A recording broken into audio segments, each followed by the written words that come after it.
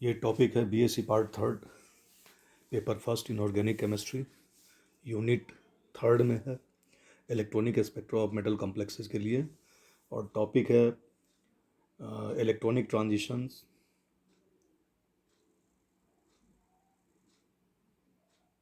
के different types, मतलब different types of electronic transitions.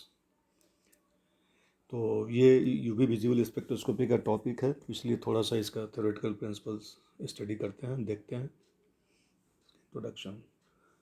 Many molecules absorb ultraviolet और visible light. बहुत सारे मॉलिक्यूल जो है अल्ट्रावायलेट और विजिबल लाइट को एब्जॉर्ब करते हैं। और सॉल्यूशन का जो एब्जॉर्बेंस है, जैसे जैसे लाइट का बीम इंक्रीज होता है वैसे वैसे उसका एब्जॉर्बेंस इंक्रीज होता है। एब्जॉर्बेंस कहते हैं कि directly proportional to path length B और कंसंट्रेशन सी, जो एब्जॉर्बिंग स्पेसीज है उसके प्रोपोर्शनल होता है।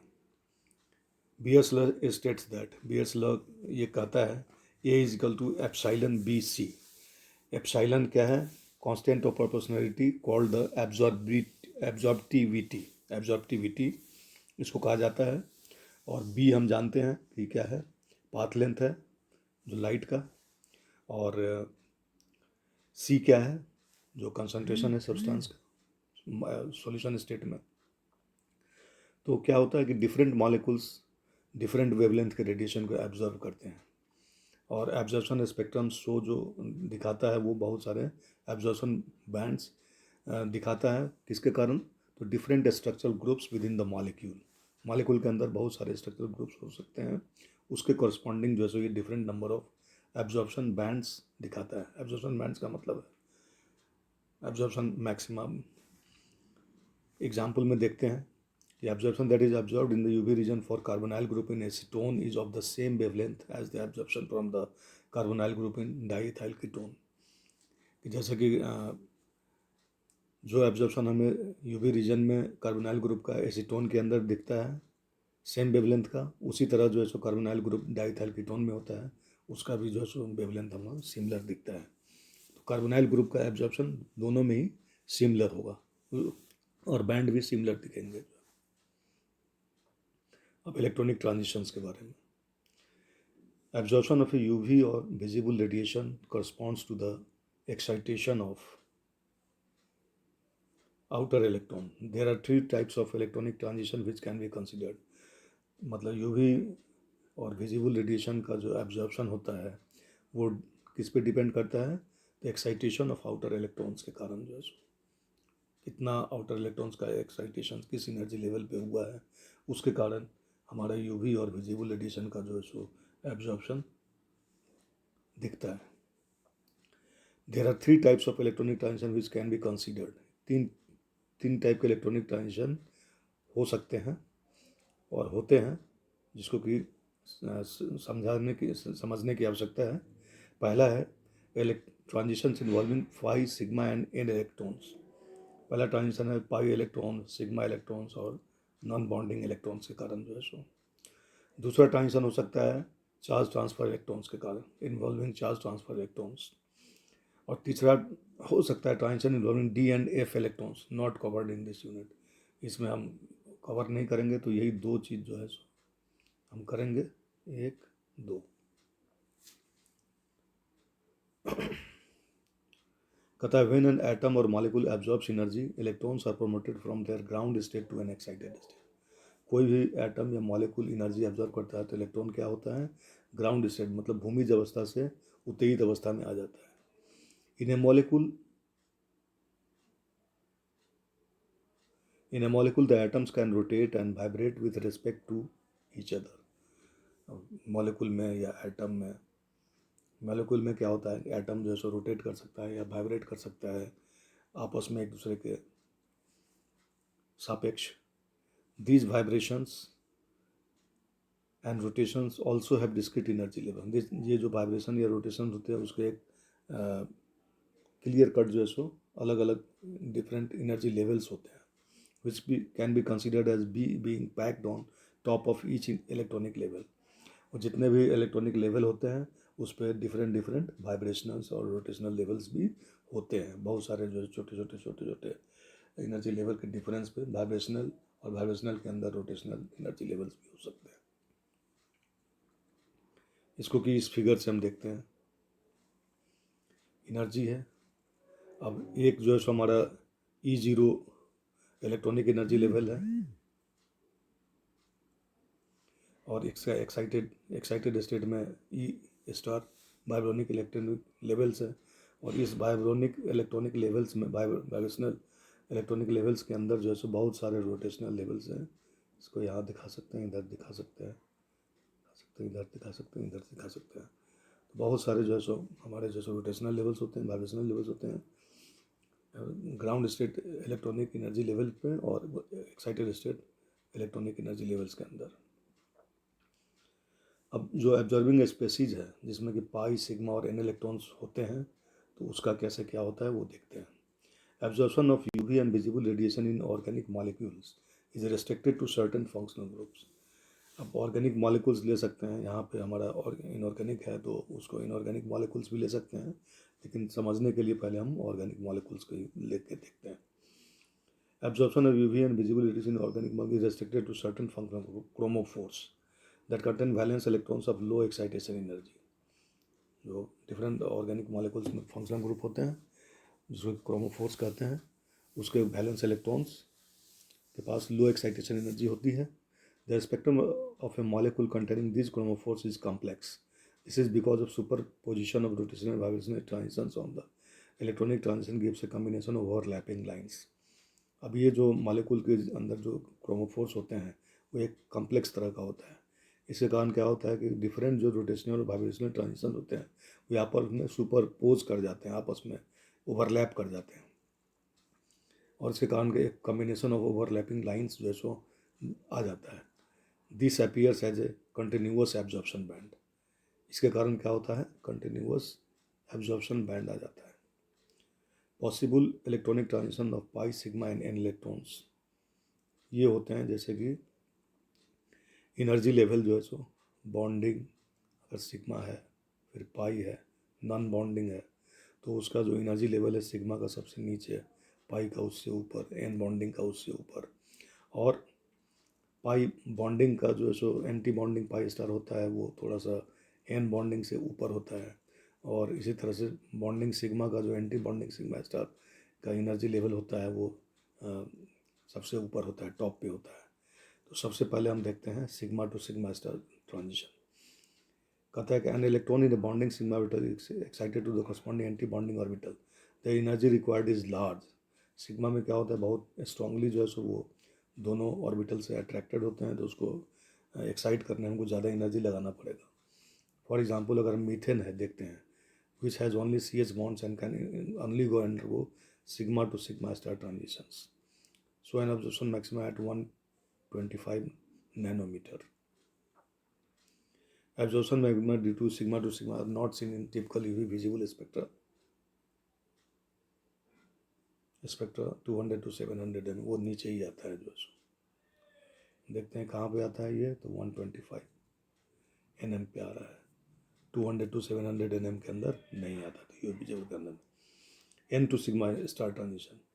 Saturated compounds containing atoms with lone pairs non-bonding electrons are capable of N to sigma star transition. These transitions usually need less energy than sigma to sigma star. क्योंकि energy level का gap कम होता है इसलिए कम energy चाहिए। They can be initiated by light whose wavelength is in the range 150 to 250 nm. The number of organic functional groups with N to sigma star peaks in the UV region is small. कम होता है इसमें N to sigma star transition भी जो उसमें यहाँ पे सबसे ज़्यादा जो हमारा काम का है वो N to pi star and pi to pi star transition होता है। तो most absorption spectrum organic compounds या जो हमारे लिगेंड्स होते हैं तो is based on transition of N to pi star transition to the pi star excited state. This is because the absorption peaks for these transitions fall in an experimentally convenient region of the spectrum 200 to 700 nm. ये जो हमारा 200 to 700 nm के अंदर fall करता है। This transition need an unsaturated group in the molecule to provide the pi electrons. Molar absorptivity from n to pi star transition are relatively low and range from 10 to 100 L per mole inverse CM inverse. तो इसमें molar absorptivity इसमें relatively n to pi star के लिए कम होता है और 10 से 100 litre per mole पर सेंटीमीटर का वैल्यू होता है इसमें। Pi to pi star transitions normally give molar absorptivity between 1000 to 10,000 litre per mole पर सेंटीमीटर। अब ये जो है सो अलग अलग जो है सो हमारे वैल्यू है इसके। The solvent in which the observing species is dissolved also has an effect on the spectrum of the species. जिस सॉल्वेंट में हमें ऑब्जर्विंग स्पेसीज को डिजॉल्व किया जाता है उसका भी इफेक्ट होता है हमारे जो स्पेसीज है उस पर स्पेक्ट्रम पे। Peaks resulting from n to pi star transition are shifted to shorter wavelengths with increasing solvent polarity। अगर पोलरिटी अगर हम बढ़ा देते हैं तो पिक्स जो हमारा n to pi star transitions के द्वारा होता है वो शॉर्टर वेवलेंथ की तरफ चला जाता है, लोअर वेवलेंथ की तरफ जो है with increasing solvent polarity. This arises from increased solvation of the lone pair which lowers the energy of the n orbital। कारण क्या होता है कि इसमें लोन पेयर के कारण जो है सो सॉल्वेशन इंक्रीज हो जाता है और उसके कारण क्या होता है एन ऑर्बिटल का जो एनर्जी होता है वो लोअर हो जाता है। Often but not always the reverse is seen for pi to pi star. Often but not always the reverse is seen for pi to pi star. This is caused by attractive polarization forces between the solvent and the absorber which lower the energy level both the excited and unexcited states। इससे कारण क्या होता है कि दोनों का ही जो है सो तरफ जो है सो पोलराइजेशन होता है between solvent and the absorber और उसके कारण जो है दोनों एक्साइटेड स्टेट और अनएक्साइटेड दोनों का एनर्जी लेवल जो है लोअर हो जाता है। This effect is greater for the excited state and so the energy difference between the excited and unexcited state slightly reduced. तो effect is greater for the excited state में ज़्यादा जो ये प्रभाव पड़ता है और एनर्जी डिफरेंस जो एक्साइटेड स्टेट और अनएक्साइटेड स्टेट का थोड़ा सा रिड्यूस हो जाता है resulting in a small red shift. तो इसमें थोड़ा सा जो है सो रेड शिफ्ट का मतलब लॉन्गर वेवलेंथ की तरफ थोड़ा सा बढ़ जाता है। This effect also influences n to pi star transition but is overshadowed by the blue shift resulting from solvation of low. यह इफेक्ट थोड़ा सा n to pi star transition में भी दिखा जाता है लेकिन ब्लू शिफ्ट के ज़्यादा प्रभावी होने के कारण जो कि सॉल्वेशन ऑफ लोन पेयर से कारण होता है वो ओवर शैडोड मतलब वो उसमें दब जाता है एक तरह से जो है। तो अभी तक हमने देखा sigma to sigma star, n to sigma star, n to pi star और pi to pi star transition. अब जो है सो चार्ज ट्रांसफर एब्जॉर्प्शन भी होता है। Many inorganic show charge transfer absorption and are called charge transfer complex. बहुत सारे inorganic species होते हैं जो चार्ज ट्रांसफर एब्जॉर्प्शन होता है and are called charge transfer complex. For a complex to demonstrate charge transfer behaviour one of the components must have electron donating properties and another component must be able to accept electrons। Absorption of radiation then involves the transfer of an electron from the donor to orbital associated with the acceptor। तो इसमें charge transfer में होना चाहिए कि भाई एक जो species है उस जो कॉम्प्लेक्स के अंदर है उसमें एक दो कंपोनेंट होगा उसके पास इलेक्ट्रॉन डोनेटिंग प्रॉपर्टीज होना चाहिए जैसे लिगेंड है और another component must be able to accept. दूसरा जो कंपोनेंट जो मेटल आयन होता है वो उसके अंदर जो है सो ऐसा प्रॉपर्टी होना चाहिए कि वो एक्सेप्ट इलेक्ट्रॉन करे, कारण कि वहाँ पे वैकेंट डी ऑर्बिटल अगर होगा तो एक्सेप्ट कर लेगा। इससे चार्ज ट्रांसफर वहाँ पे हो जाएगा मतलब लिगेंड टू मेटल या कभी कभी मेटल टू लिगेंड भी होता है। दो तरह का LMCT बैंड और MLCT बैंड दो तरह के बनते हैं। तो मेटल कॉम्प्लेक्स में दो तरह के चार्ज ट्रांसफर बैंड हो सकते हैं। Absorption of radiation then involves the transfer of an electron from the donor to an orbital associated with the acceptor। ये एक्सेप्टर कोई भी हो सकता है, मेटल भी हो सकता है और लिगेंड भी हो सकता है। इसलिए एक्सेप्टर के द्वारा जो सो इलेक्ट्रॉन जो सो एक्सेप्ट किया जाता है, डोनर के द्वारा इलेक्ट्रॉन डोनेट किया जाता है। Molar absorptivity from charge transfer are large. Molar absorptivity charge transfer electron के द्वारा काफ़ी ज़्यादा होता है इसलिए इसके बैंड बहुत ही इंटेंस होते हैं। चार्ज ट्रांसफर के द्वारा बहुत ही गहरा कलर होता है। तो गाढ़ा कलर अगर किसी कॉम्प्लेक्स का है तो उसमें यह चार्ज ट्रांसफ़र हो सकता है। ऐसे कारण जो है सो बहुत गाढ़ा कलर आता है। हल्के बैंड जो आते हैं वो डी ट्रांजिशन के कारण आते हैं, जिसको कि हम अगले लेक्चर में देखेंगे जो है। तो इस तरह से हमने देखा आज कि किस तरह से जैसे किस किस तरह के इलेक्ट्रॉनिक ट्रांजिशन होते हैं। यूवी विजिबल स्पेक्ट्रोस्कोपी का क्या सिद्धांत है। तो absorb a equal to absorbance होता है, और ये या epsilon B C, epsilon is a constant of proportionality called the absorptivity. और इसी से जो है हम एब्जॉर्प्शन पीक जो हमारा आता है एब्जॉर्बेंस वर्सेस वेवलेंथ के विरुद्ध जैसे ग्राफ खींचा जाता है। इधर एब्जॉर्बेंस वेवलेंथ और इस तरह का पीक आता है, ये एब्जॉर्बेंस है। किस वेवलेंथ पे आया, इस तरह का ग्राफ जो सो आता है सो यूवी विजिबल स्पेक्ट्रोस्कोपी में। और कौन कौन से ट्रांजिशन होते हैं। पाई सिग्मा एन इलेक्ट्रॉन्स के कारण ट्रांजिशन होती है। चार्ज ट्रांसफर इलेक्ट्रॉन्स के कारण भी ट्रांजिशन होती है।